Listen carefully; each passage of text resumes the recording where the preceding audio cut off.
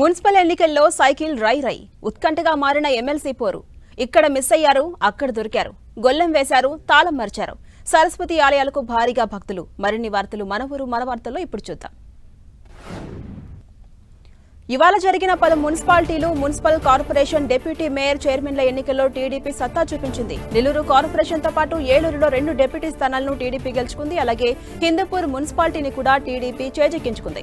Hindupuram municipal chairman గా 6వ ward councillor D Ramesh ఎన్నికయ్యారు. మున్సిపల్ చైర్మన్ కు మద్దతుగా టీడీపీకి 23 ఓట్లొచ్చాయి. హిందూపురం మున్సిపాలిటీ కైవసం చేసుకోవడంలో ఎమ్మెల్యే నందమూరి బాలకృష్ణ చక్రం తిప్పారు.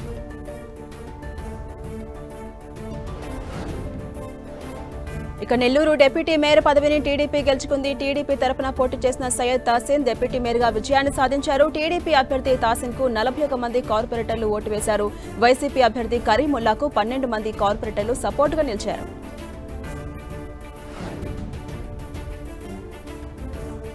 ఏలూరు కార్పొరేషన్లోనూ డిప్యూటీ మేయర్ పదవులు టీడీపీ కైవసం చేసుకుంది. డిప్యూటీ మేయర్ ఎన్నికకు వైసీపీ దూరంగా ఉండటంతో కూటమి ప్రభుత్వం వశమైంది. ఎన్నికల అధికారి జాయింట్ కలెక్టర్ ధాత్రి రెడ్డి అధ్యక్షతన ఎన్నికలు ప్రశాంతంగా ముగిశాయి. తిరుపతి డిప్యూటీ మేయర్ ఎన్నిక రేపటికి వాయిదా పడింది. కోరం లేకపోవడంతో ఎన్నికను రేపటికి వాయిదా వేశారు. ఎన్నికల అధికారి తిరుపతి డిప్యూటీ మేయర్ పీఠం కోసం టీడీపీ, వైసీపీ కసరత్తు చేస్తున్నాయి. ఈ ఎన్నికను ప్రెస్టీజియస్ గా తీసుకున్న ఇరు పార్టీలు డిప్యూటీ మేయర్ పదవిని చేజిక్కించుకునేందుకు ప్లాన్స్ చేస్తున్నాయి. తెలంగాణలో ఎమ్మెల్సీ ఎన్నికల నామినేషన్ల పర్వం మొదలైంది. ఉత్తరాంధ్ర పట్టభద్రుల ఎమ్మెల్సీ ఎన్నికకు నామినేషన్లు మొదలైపోయాయి. కరీంనగర్ కలెక్టరేట్లో రిటర్నింగ్ కార్యాలయంలో పలువురు నామినేషన్లు దాఖలు చేశారు. బీజేపీ తరపున సంగారెడ్డి జిల్లాకు చెందిన గోదావరి అంజిరెడ్డి, కాంగ్రెస్ తరపున కరీంనగర్ కు చెందిన ఆల్ ఫోర్స్ విద్యా సంస్థల చైర్మన్ నరేందర్ రెడ్డి బరిలో ఉన్నారు.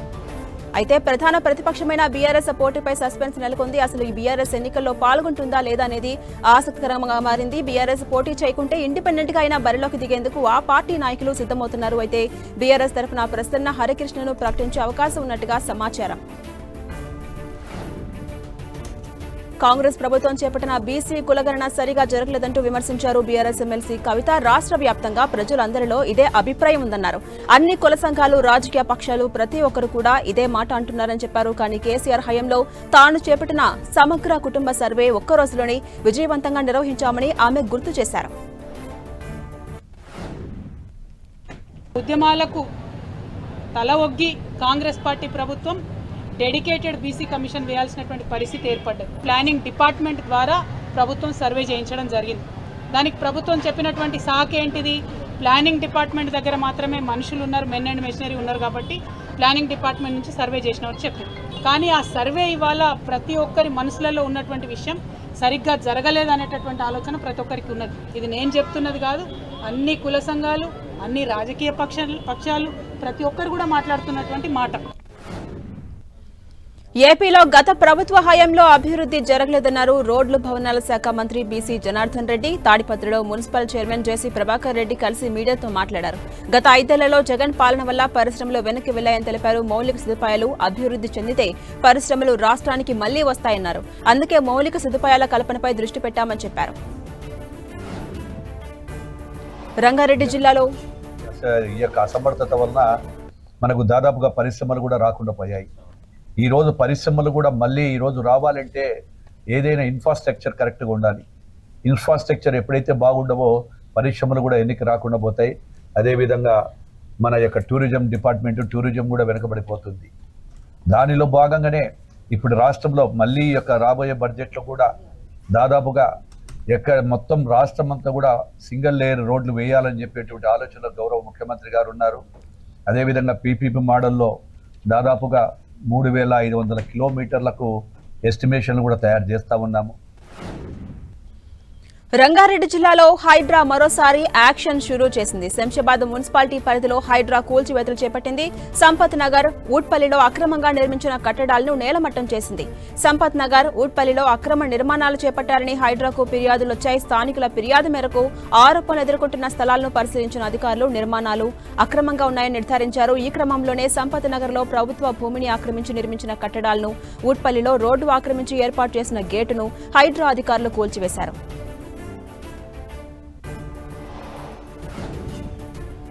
నాగర్ కర్నూలు జిల్లా వెల్దండ మండలం కుప్పగండ్ల గ్రామంలో ఐక్యతా ఫౌండేషన్ సాయంతో మినరల్ వాటర్ ప్లాంట్ ను ఏర్పాటు చేశారు. గ్రామంలో నీటి సమస్యను తెలుసుకున్న ఐక్యతా foundation chairman task COO Sunkireddy Raghavender Reddy 3 లక్షల సొంత నిధులతో వాటర్ ప్లాంట్ ను ఏర్పాటు చేయించారు. గ్రామంలో ప్రజలంతా కలిసిమెలిసి ఉంటేనే సమస్యలు పరిష్కరించుకోవచ్చని చెప్పారు రాఘవేందర్ రెడ్డి. అందరం కూడా కలిసిమెలిసి ఇట్లా ఒక ఊర్లో ఒక మంచి కార్యక్రమం చేయాలంటే అందరికి మంచినీళ్ళు అనేది ఏ వరకు మనం చేసింది కాదు, ఇది అందరికి సంబంధించి. సో మీరు కూడా రేపు పొద్దుగాల ఏదైనా అవకాశాలు ఉంటాయి, పని చేసే వాళ్ళందరికీ కూడా ఒక అవకాశం ఇవ్వండి. ఇచ్చినట్టయితే ఊరికి సంబంధించిన సమస్యలు ఏమున్నా వాళ్ళ దగ్గరుండి చేస్తారని మనవి చేసుకుంటాం.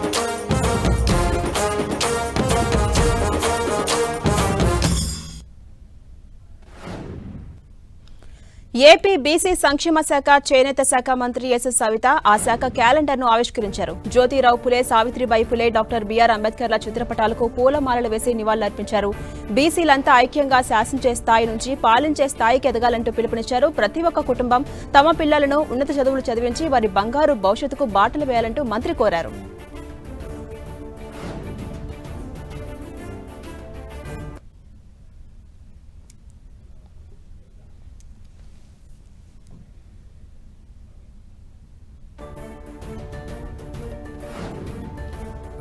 ఈ నెల 7న హైదరాబాద్ లో జరిగే ఎంఆర్పీఎఫ్ సభ పోస్టర్ ను రిలీజ్ చేశారు. ఎంఆర్పీఎస్ నాయకులు ఎస్సీల వర్గీకరణ లక్ష్యంగా సాగుతున్న ఈ ఉద్యమానికి అందరూ తరలి రావాలంటూ పిలుపునిచ్చారు. సూర్యాపేట జిల్లా కోదాడలో అదృశ్యమైన 6 విద్యార్థుల ఆచూకీ లభ్యమైంది. ప్రిన్సిపల్ ఫిర్యాదు కారణంగా రంగంలోకి దిగిన కోదాడ పోలీసులు సీసీ ఫుటేజ్ ఆధారంగా దర్యాప్తు చేశారు. పాఠశాల నుంచి పరారైన 6 విద్యార్థులను విజయవాడ బస్టాండ్లో గుర్తించారు. వీరిని కోదాడకు తీసుకురాబోతున్నారు పోలీసులు. విద్యార్థుల ఆచూకీ లభించడంతో పాఠశాల సిబ్బంది, తల్లిదండ్రులు ఊపిరి పీల్చుకున్నారు.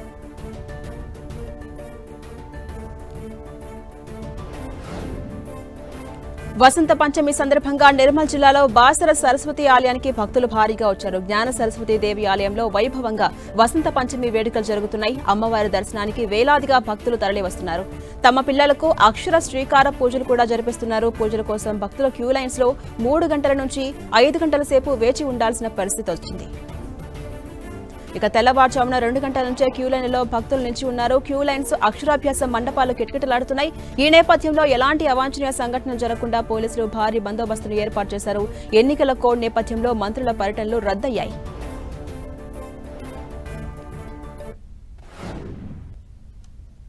వేకువజామునే అమ్మవారికి మహాభిషేకము, తర్వాత ముఖ్యంగా ఈ వసంత పంచమి రోజున సరస్వతి పూజ మరియు చిన్నారులకు అక్షరాభ్యాసం చేసుకున్నట్లయితే వారికి విశేషమైనటువంటి సరస్వతి అమ్మవారి కృపాకటాక్షలతో పాటు మంచి విద్య, బుద్ధి, మేధా సంపత్తి కలుగుతుంది మన శాస్త్రవచనం. కాబట్టి ఈ రోజున ఈ సరస్వతి క్షేత్రంలో అమ్మవారి దర్శనం చేసుకుని చిన్నారులు అక్షరాభ్యాసం కానీ సరస్వతి పూజ కానీ చేసుకొని వారు అమ్మవారికి పరిపూర్ణ అనుగ్రహం పొంది వారి యొక్క జీవితంలో ఉన్నత విద్యలు, తర్వాత మంచి మేధా సంపత్తి, మంచి ప్రయోజకులు అవుతారని చెప్పి ప్రతిది. కాబట్టి ఈ రోజున ఈ క్షేత్రాన్ని దర్శించి అమ్మవారిని అనుగ్రహం పొంది.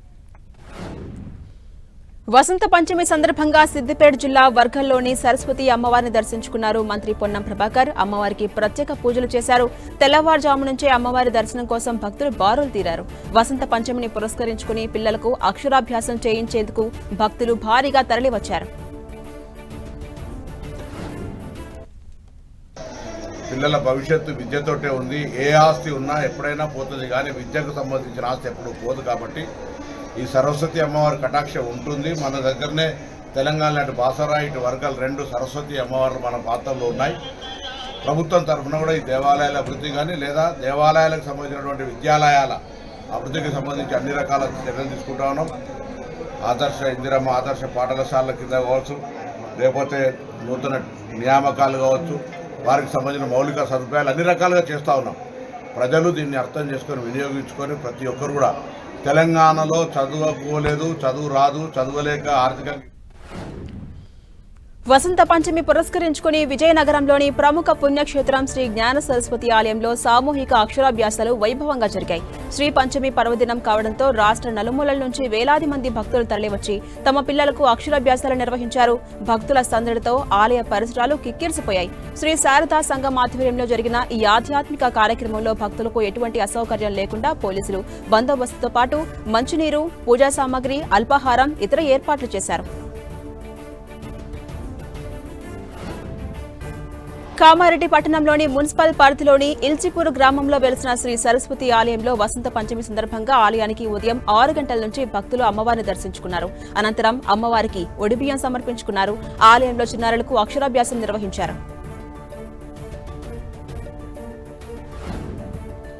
మెదక్ జిల్లా మాంబోజీపల్లి శివారులోని కొయ్యగుట్టలో మల్లికార్జున స్వామి కళ్యాణం వైభవంగా జరిగింది. ప్రతి ఏటా మాఘమాసంలో వచ్చే మొదటి ఆదివారం నుంచి 3 రోజుల పాటు అత్యంత వైభవంగా ఉత్సవాలు నిర్వహిస్తారు. శ్రీ మల్లికార్జున స్వామి వారికి ఇవాళ ఉదయం నుంచే ప్రత్యేక పూజలు, ఏకాదశ రుద్రాభిషేకం చేశారు. కొయ్యగుట్టపై కొలువు తీరిన మల్లికార్జున స్వామి ఆలయం భక్తులతో కిటకిటలాడింది. స్వామివారిని దర్శించుకుని ప్రత్యేక పూజలు చేసిన భక్తులు ఒడిబియ్యం సమర్పించుకున్నారు, మొక్కులు చెల్లించుకుంటున్నారు. మల్లికార్జున స్వామి వారి కళ్యాణ మహోత్సవ వేడుక ప్రతి సంవత్సరము మాఘమాసంలో వచ్చే మొదటి ఆదివారం నుండి 3 రోజుల పాటు అత్యంత వైభవపేతంగా నిర్వహించబడింది. అందులో భాగంగా ఈరోజు మొదటి రోజున శ్రీ స్వామివారికి వేకువజామునే తెల్లవారుజామున 5 గంటల నుండి స్వామివారికి దృష్టి కుంభం కార్యక్రమం జరిగింది. అనంతరం ఆలయ సంప్రోక్షణ కార్యక్రమం జరిగింది. కలియుగ ప్రత్యక్ష దైవం వెంకటేశ్వరుని క్షేత్రం రథసప్తమి వేడుకలకు ముస్తాబవుతుంది. సూర్యోదయం నుంచి సూర్యాస్తమయం వరకు సప్త వాహనాలపై భక్తులకు శ్రీదేవి భూదేవి సమేత మలయప్ప స్వామి దర్శనం ఇవ్వబోతున్నారు.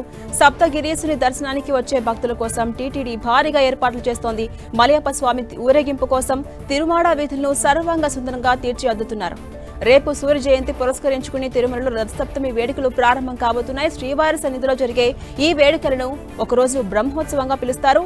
శ్రీదేవి భూదేవి సమేత మలయప్ప స్వామి విశేషంగా 7 వాహనాలపై తిరుమాడ వీధుల్లో ఊరేగుతూ భక్తులకు దర్శనమిస్తారు. రథసప్తమి రోజు సూర్యోదయం నుంచి జరిగే వాహన సేవలను వీక్షించేందుకు పెద్ద ఎత్తున వచ్చే భక్తులకు అసౌకర్యం కలగకుండా టీటీడీ చర్యలు చేపట్టింది.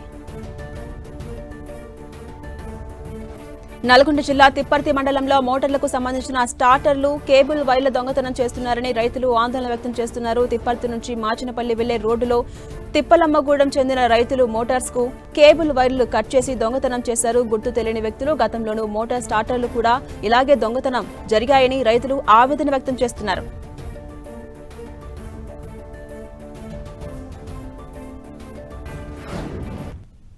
తిప్పర్తి మా స్టార్టర్ల వైర్లు దొంగ వైర్లు ఇప్పటి వరకు 3 సార్లు, ఒక్కొక్క మోటార్కి వచ్చేసి 25 మీటర్లు, 3 మోటార్లు కలిపి 75 మీటర్ల వైరు వల్లపరెడ్డి జలంధర్ రెడ్డి, వల్లపరెడ్డి వెంకటరెడ్డి అనేటైనది.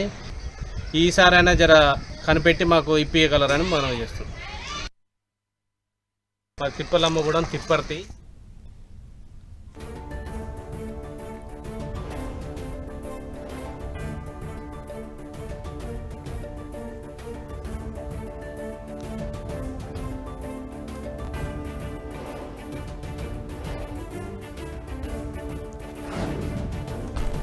ఉమ్మడి ఆదిలాబాద్ జిల్లాను వన్య ప్రాణులు హడలెత్తిస్తున్నాయి. జనావాసాలకు వచ్చి కంటి మీద కునుకు లేకుండా చేస్తున్నాయి. ఊళ్ళోకి అతిథుల్లా వచ్చినట్టు, కొత్త అల్లుడు పండుగకొచ్చినట్టు దర్జాగా వచ్చేస్తున్నాయి. ఈ ఊరు నాదిరో, ఆ వాడ నాదిరో అంటూ ఎంట్రీ ఇచ్చేస్తున్నాయి. పశువులు కనిపిస్తే చాలు అటాక్ చేసేస్తున్నాయి. పుష్టిగా ఫుల్ మీల్స్ చేసేసి ఏం తెలియనట్టు అడవి బాట పడుతున్నాయి. ఇలా ప్రతిరోజు ఏదో ఒక ఊరిలో పులులు, చిరుతలు దర్శనమిచ్చి దండయాత్ర చేస్తూనే ఉన్నాయి.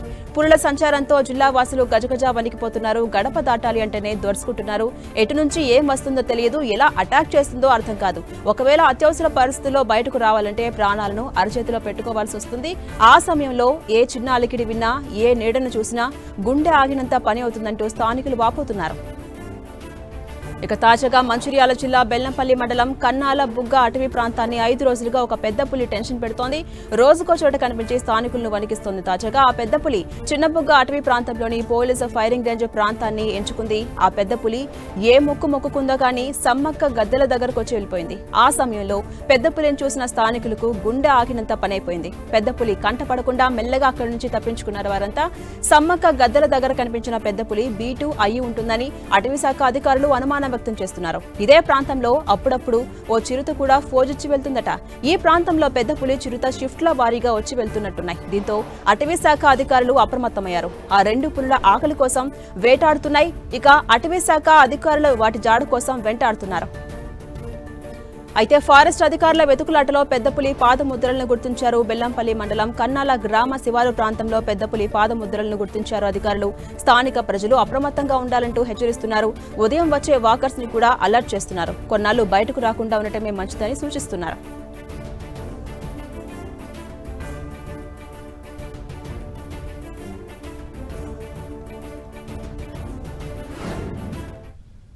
ఇవి మన ఊరు మన వార్తలు. మరిన్ని అప్డేట్స్ కోసం కీప్ వాచింగ్ 10 TV.